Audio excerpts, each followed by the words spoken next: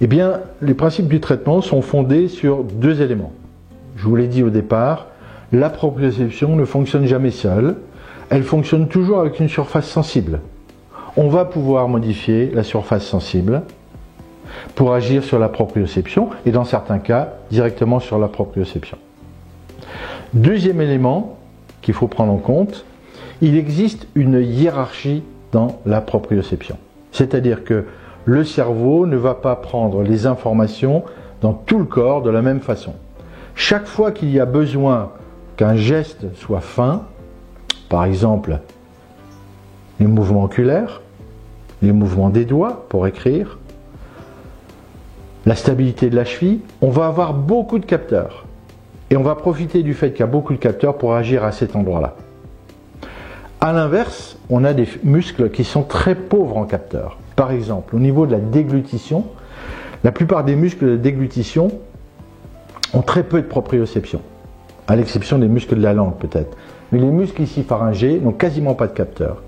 Donc ils vont être relativement insensibles au traitement. Par contre, on va agir sur des muscles qui fonctionnent avec, qui ont besoin d'une certaine synchronie.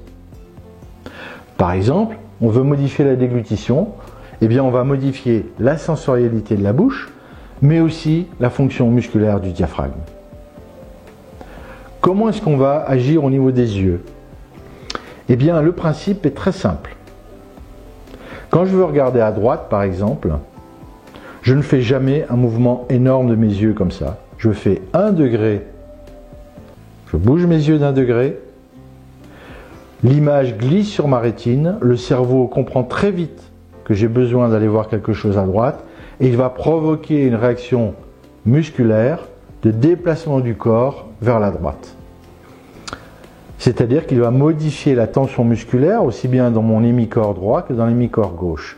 Eh bien, je vais profiter de ce petit degré pour le modifier. Je vais introduire un leurre, ce sont les prismes. Je vais dévier la lumière un tout petit peu et faire croire au cerveau que ce qui est droit devant est un tout petit peu à droite.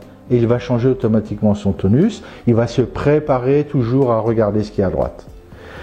Alors les prismes, la prescription des prismes correspond à des contraintes extrêmement précises. En termes de puissance, c'est l'examen clinique qui nous le montre, vous l'avez vu dans le film. En termes de montage, il faut un bon opticien qui respecte bien les règles. Et en termes de surveillance, ils sont évolutifs dans le temps, mais ils doivent aussi toujours être bien réglés. Et c'est pour ça qu'il faut prendre un opticien proche de chez soi. Et le port doit être permanent. Les prismes ne sont pas faits pour mieux voir, ils sont faits pour que ce que le sujet voit s'inscrive mieux dans son cerveau. On peut aussi agir au niveau de la bouche, et là il y a plusieurs modes d'action. On peut agir de manière assez classique en orthodontie, des appareils, je vais passer là-dessus. On peut aussi chercher à changer la sensibilité de la bouche, et là on va utiliser ce qu'on appelle les ALF, inventés par Alfredo Marino, qui est un orthodontiste avec lequel j'ai travaillé pendant quasiment 20 ans. On va mettre des toutes petites stimulations sur les dents, et on va ainsi modifier la manière dont le cerveau perçoit la position de la langue et des ligaments dentaires. C'est très puissant, et l'intérêt c'est que ça agit aussi la nuit, contrairement au prisme. On va agir aussi au niveau des pieds. Toujours le même couplage. Il y a beaucoup de proprioception dans les ligaments des muscles des pieds, également dans la cheville. Et la peau des pieds est très sensible, elle est très discriminative. Donc on va mettre des semelles dont la caractéristique est qu'elles ne sont pas mécaniques. Leur action est sensorielle. On peut agir sur des capteurs qui sont sensibles à 10 microns. Et dont la sensibilité, c'est de la plante des pieds, va globalement jusqu'à 2 ou 3 mm. Donc il ne faut pas être étonné que les semelles soient très très fines. Elles doivent être fines, sauf dans certains cas particuliers où il faut mélanger un traitement mécanique et sensoriel. Et puis on va agir aussi sur les muscles eux-mêmes.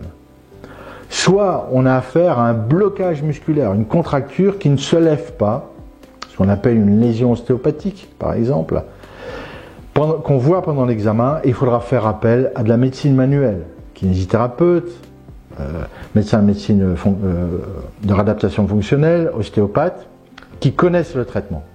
Parce que ce qu'on lui demande, c'est de s'intégrer dans la thérapeutique générale. Donc il sera prévenu de ce qu'on cherche. Et le test avec le son nous permet souvent de déterminer où est le problème musculaire. Ça, c'est le traitement de base. Il est rare qu'on puisse s'en sortir avec un seul élément. Et là, c'est un problème. Pourquoi? Parce que chaque spécialiste va avoir tendance à rester dans son domaine. Non, il faut un traitement global et une coopération multi-professionnelle. Dernier élément qui est très important. Il va falloir rééduquer le diaphragme, et vous avez bien compris pourquoi, pour que le sommeil paradoxal de l'enfant reste correct. Pour faire disparaître ces micro-réveils et mettre en place une plasticité cérébrale de qualité, condition nécessaire pour que ce que l'enfant a pu apprendre le jour grâce à notre traitement se fixe dans son cerveau pendant la nuit et qu'il constitue sa connaissance, qu'il travaille sa mémoire procédurale. Ceci ne peut pas se faire sans pratiquer les exercices du soir et les positions particulières.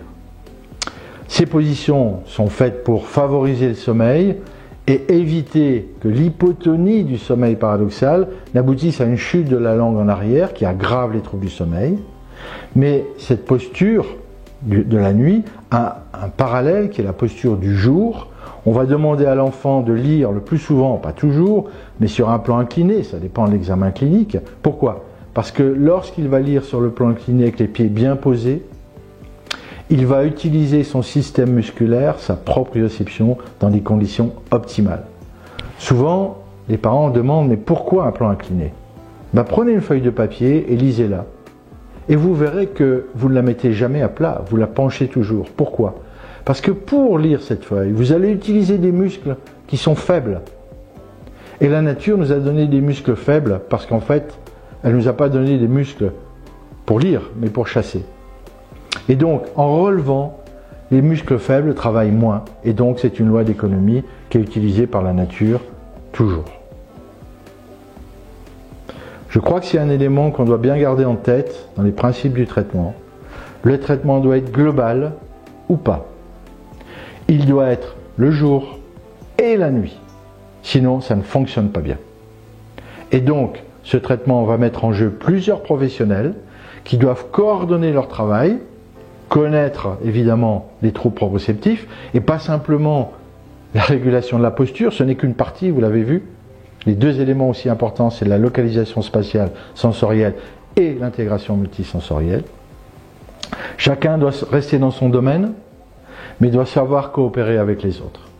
Et c'est un traitement familial, car une fois qu'on a donné toutes les consignes, c'est à la famille et à l'enfant de faire le traitement. Ça a un inconvénient, ça demande un investissement. Ça a un énorme avantage, c'est qu'il n'y a pas besoin de voir souvent les professionnels pour suivre le traitement. Nous avons une règle très simple. Moins on se voit, mieux on se porte. Quand l'enfant va bien, il va bien. Et un des éléments de surveillance essentiels, c'est la qualité du sommeil. Quand le sommeil va bien, en général, l'enfant est bien réglé.